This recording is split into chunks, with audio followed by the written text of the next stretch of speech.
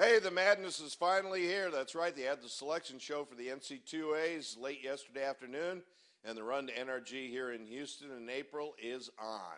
Some of the usual suspects, the usual characters make those room reservations for Houston down the way, but the next couple of weeks is what it's really all about. It's a lot of fun seeing that single elimination tournament. I've had many chances to cover this event in my career, going back to the very first one I did, the Final Four in Philadelphia, 1976, a mere 40 years ago.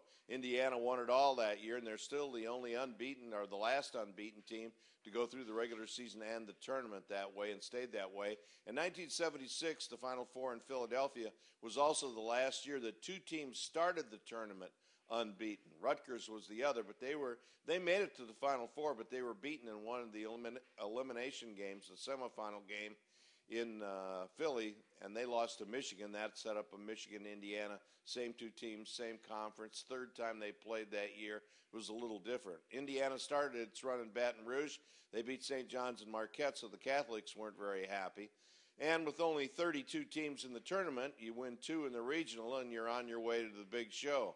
Of course, in '76, the country's celebrating 200 years. Philly got to host, and they got the All-Star games for the NBA, the NHL, and Major League Baseball. And if your name was Ben Franklin, I think you got in all those games for nothing. Hoosiers beat UCLA in the other semifinal, and that meant they played Michigan for the third time. They won that game 86-68 to go 3-0 against Michigan and finish the season unbeaten and the champs. It was my first year working in Indianapolis at Channel 6. I had a very good relationship with Coach Bob Knight. He sent me a book, The Perfect Season, autographed for me, and it was a lot of fun. You know, the top overall seed this year is Kansas. That's certainly not unusual. They play Austin Peay to start the tourney, and years ago Austin Peay had one of the leading scorers in the nation in Fly Williams. He led that conference in scoring.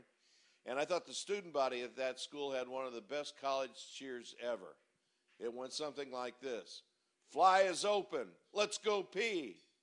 I rest my case. This is Craig Roberts on Click 2 Houston.